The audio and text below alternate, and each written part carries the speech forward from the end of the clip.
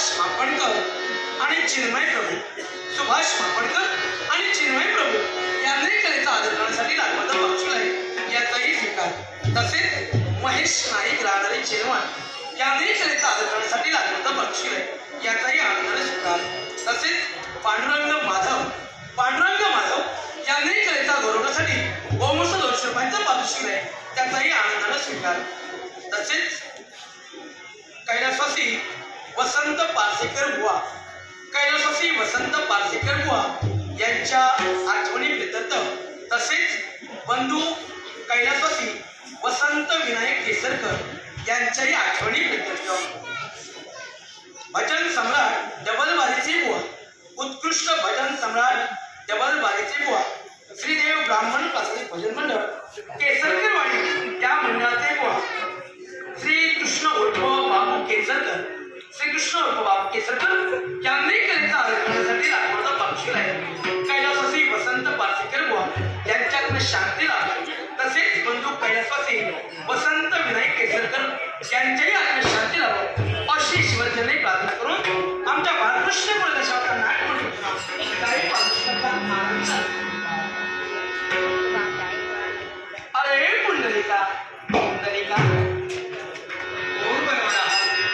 तुझा देव गोपाल कृष्णला आणि हो क्षमा करणे देवा.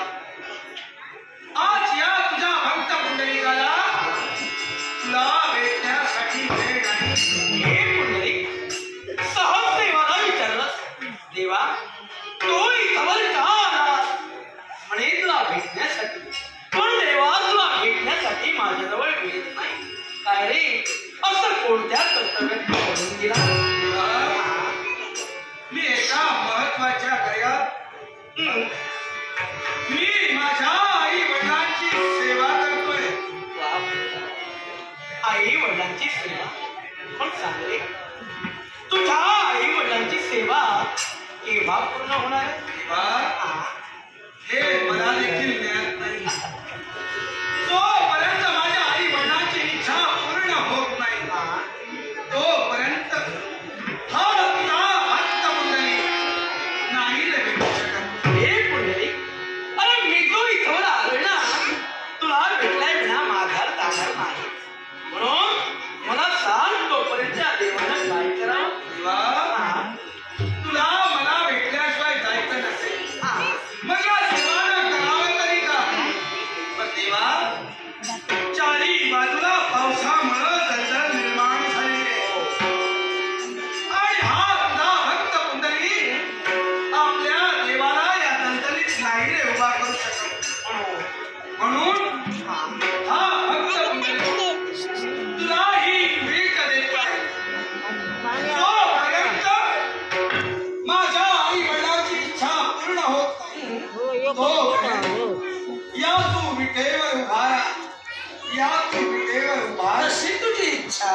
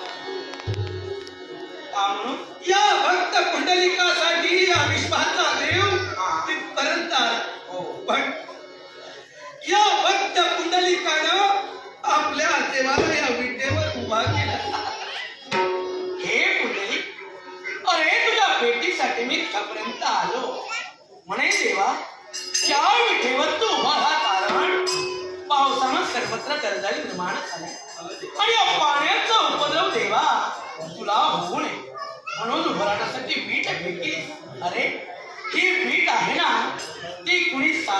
नव्हे. हो हे कुंडली, अरे ही वीट म्हणजे साक्षात देवलोकीचा देवराज इंद्र. देवराज इंद्र? हा देवा तो कसा काय? यालाही कारण आहे.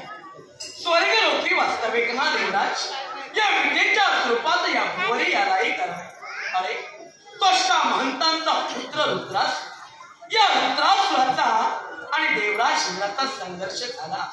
त्या संघर्षात केवळ रुद्रासुराचा शेवट देवराज इंद्राने केला. म्हणून त्वष्टा महंतांना राग आला आणि त्याच वेळी त्वष्टा महंताने देवराज इंद्राला शाप दिला. हे देवराज, पाषाणरूपी तुझा हृदय बनविलास, माझ्या पुत्राचा तू घात केला, म्हणून तो पाषाण होशील. तोच शाप सत्य ठरला आणि देवराज इंद्र त्या विटेच्या स्वरूपात या भुवरी येऊन पडले. पण शास्त्र आधाराप्रमाणे शापही दिला. ज्यावेळी वैकुंठीचा नारायण या द्वापारयुगी कृष्ण या तत्वानं नव्हे त्याच्या पदस्पर्शानं तुझा उद्धार होईल आणि त्याचा उद्धार झाला. तेव्हा ही वीट म्हणजे कुणी सामान्य नव्हे. मग देवा, या भक्त पुंडलिकाला भेटलेला विटेवर तू उभा राहिला आहे. मग देवा, या विटेला काहीतरी महत्व राहिला हवं. हे पुंडलिक, सहज तू बोलून गेला. देवा, अरे या विठेवर तू उभा राहिलास, या विठेला आणि तुझ्या तत्वाला काहीतरी महत्व राहिला जरूर राहील. तो भेटलेल्या विठेवर मी स्थिर झालो, तो भेटलेल्या विठेवर मी स्थिर झालो म्हणजे मी अचल झालो. म्हणून आजपासून हे सारं विश्व मला विठ्ठल विठ्ठल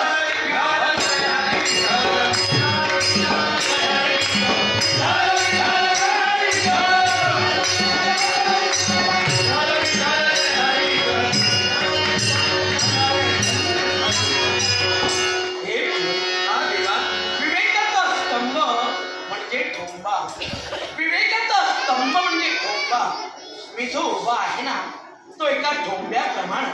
म्हणून हे सारं विश्व मला आजपासून विठोबा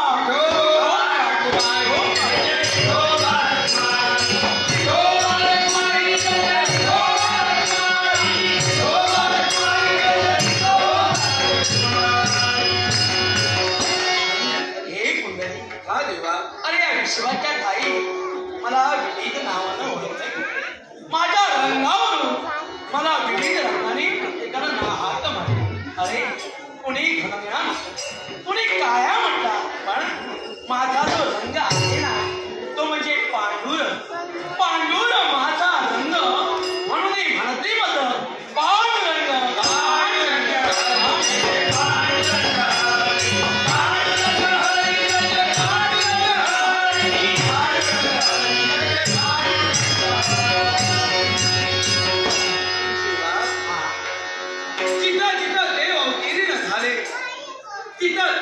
तीर्थक्षेत्र निर्माण या भक्तासाठी, या साऱ्या भक्तांसाठी हा विश्वाचा देव अवतीर्ण झाला. मग तेव्हा या क्षेत्राला सुद्धा काहीतरी महत्व राहायला पाहिजे. तेव्हा हे कुंडली, अरे काशी विश्वेश्वराच्या भेटीसाठी तुझ्या आई वडिलांना तू घेऊन जात होता. इथवर थकवा आला म्हणून त्याची सेवा केली. अरे आई वडिलांची सेवा म्हणजे ईश्वर सेवा आणि तीच ईश्वर सेवा पाहून मी तुझ्यापर्यंत आलो. आई वडिलांची सेवा करता करता ही भूमी ही पुण्यमय झाली. मग या पुण्यमय भूमीत अगदी पवित्र क्षेत्र निर्माण होणार आहे. आणि ते कोणत्या तत्वानं असेल त्या. अरे या पांडुराचे पुरं, या पांडुराचे पुरं म्हणून ती म्हणते पंढरपुरं पंढरपुरं.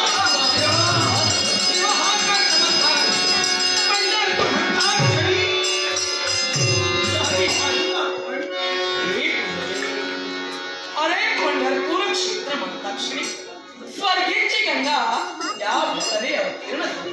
आणि त्या गंगेनं तुला मला तुझ्या आई वडिलांना आम्हा सर्वांना अगदी चंद्राकृती वर्षा दिला.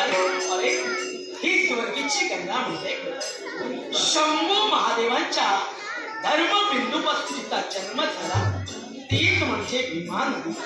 आणि तीच भीमा नदी या पवित्र क्षेत्री अवतीर्ण झाली.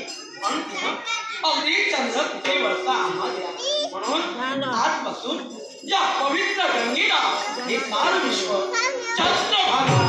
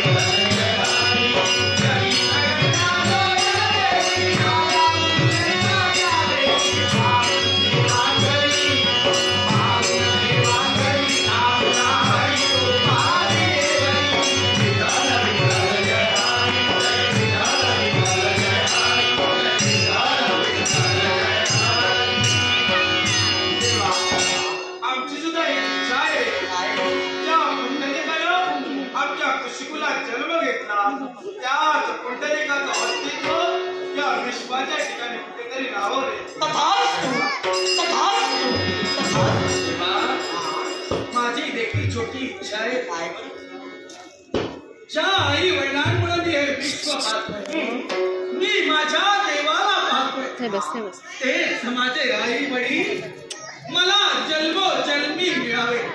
जन्मोजन्मी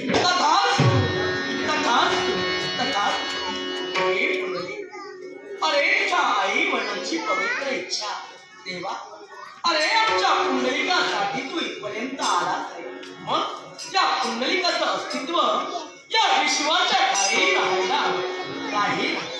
मला सांग रे, माझं भजन पूजन कीर्तन नामस्मरण त्याच्या आरंभी आणि मुळारंभी कुणाचं नाव घेतलं नाही. तेव्हा तुझं नाही. हे पुंडलिक, अरे त्या आरंभी आणि मुळारंभी तुझं नाव घेतलं नाही. बघ ते कसं ते आहे. पुंडलिक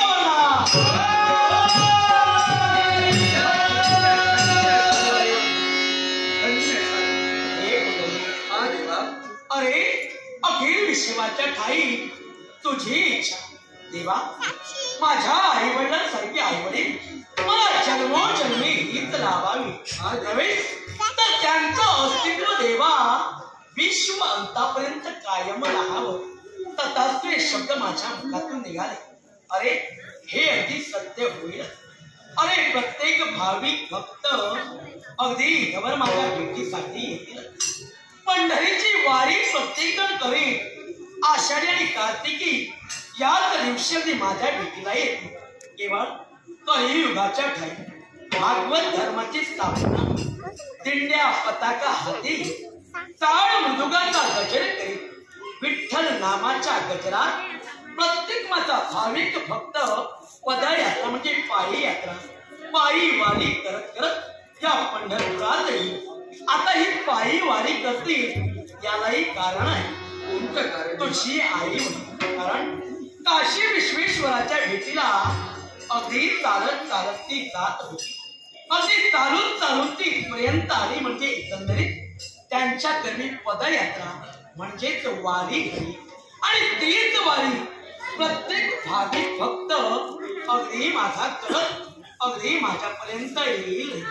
आणि तोच भाविक भक्त आल्यानंतर मला सांग, पहिल्यांदा दर्शन कोणाकडे घेईल? तेव्हा तुझं नाही. हे पुंडलिका, अरे माझा भाविक भक्त या पंढरपुरात आल्यावर चंद्रभागेत स्नान करून पहिलं दर्शन घेईल ना, ते पुंडलिका तुझं येईल. माझं त्याच्यानंतर तुझ्या आई वडिलांचं दर्शन घेईल. त्याच्याही नंतर द्वापार ज्यांनी मला सहाय्य केलं तेच म्हणजे गरुड आणि हनुमंत या दोहोंचे स्तंभ उभारले जातात. या दोन त्या स्तंभाला अगदी प्रेमाचा आलिंगन देते. त्याच्यानंतर या देवाचं दर्शन घेते. त्या प्रत्येक भक्ताची इच्छा पूर्ण होईल. त्याच्या जीवनात सुख शांती समाधान ऐश्वर्य लाभे असाही माझा आशीर्वाद आहे. त्याच्यानंतर तोच माझा भाविक भक्त एकमेकाची गळा भेट घेतो म्हणजे प्रेमा आलिंगन घेते. म्हणजे एकंदरीत शिवाची हरिहराची भेट होईल आणि त्या भेटीचं पुण्य अगदी त्यांना प्राप्त होईल आणि तर अबीर मुक्याचाही टिळा आपल्या कपाळी देवा अबीर मुक्का आणि तो कशासाठी? यालाही कारण आहे. देवी रुंदेच्या शापनावर या कलियुगात साऱ्या देवदेवता पाशारूपी होणार आहे. त्याच देवी रुंदेच्या शापनावर चातुर्मास म्हणजे 4 महिने हा देव राखीत लोळत राहिला. मग त्या राखीची आठवण म्हणून अबीर मुक्याचा टिळा प्रत्येक भाविक भक्त आपल्या कपाळी लागली. देवा हे सारं तू सांगितलं पण मनाकडे एकच खंत लागून गेली रे. कारण या विश्वाचा देव या भक्त पुंडलिकासाठी इथपर्यंत आला. पण देवा या पुंडलिकाचा हे सारे भक्त द्वेष करणार माझ्या गावाची जगनिंदा होणार याला कारण काय असेल? कारण तुझ्या मातराशी उभा केला विठ्ठलाशी याची कुठलतरी खंत वाटते रे देवा. हे पण सहज बोलून गेला देवा. अरे लोकनिंदा शिवनिंदा होईल, सर्वत्र पडसाद उमटेल. प्रत्येक जण म्हणतील का रे पुण्या मानलासी उभा केला विठ्ठलासी म्हणून तुला दूषण देते नाही रे. अरे भक्तांसाठी हा जगजेटी. अरे या करकटेवरी उभा विटेवरी कमरेवर हात घेऊन उभ्या राहिला. कारण अगदी कलियुगाच्या ठाई हा भो सांगत मी माझ्या कमरेवर तारलाय, तो माझ्या कमरेवर धरलाय म्हणून मी कटेवर हात घेऊन उभा राहिलो ना.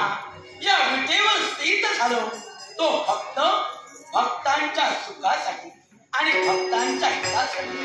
ते भक्तांचं अद्वैताचं नातं या विश्वात चिरकाल टिकवण्यासाठी प्रत्येक भक्ताची आकांक्षा पूर्ण करण्यासाठी अरे या विठेवर मी उभा राहिलो. तो फक्त भक्तांसाठी सेवा. तुला कुणीही दुसरा नाही देवा. या भक्तांसाठी तू या विठेवर उभा राहिलायस. पण देवा सांग या विठेवर उभा राहून तुझे पाय तुटणार नाहीत का रे? तू दमणार नाहीस का रे? तुला थकवा येणार नाही का रे? आणि असा किती वेळ असा किती काळ तू या साऱ्या भक्तांसाठी तू या विठेवर उभा राहणार आहेस? हे पुण्य सहज बोला देवा. अरे भक्तासाठी तू विठेवर उभा राहिला. देवा तू दमणार नाहीस का? देवा तू थकणार नाहीस का? देवा तुझे पाय तुटणार नाहीत का रे? अरे माझ्या भक्तांचा थकवा दूर करण्यासाठी, माझ्या भक्तांच्या वेदना दूर करण्यासाठी, अरे भक्तांच्या सुखात आणि भक्तांच्या हितात जो देव उभा राहिला ना तो दमणारा थकणारा केव्हाच नव्हे. अरे माझ्या भक्तानं विठ्ठल नामाचा घोष केला, विठ्ठल नामाचा गजर केला. त्या भक्ताचा थकवा दूर करण्यासाठी हा देव या विठेवर उभा राहिला ना तो थकवा दूर करणारा आपण दमणारा केव्हाच नव्हे. आणि एवढंच तू सहज विचारत देवा. अरे तू उभा राहिला असा किती कार्य उभा राहशील? अरे मी जो उभा आहे ना तो भक्तांसाठी, माझ्या भक्तांच्या हितासाठी मी जो उभा आहे ना. 1 नव्हे 2 नव्हे अशी तब्बल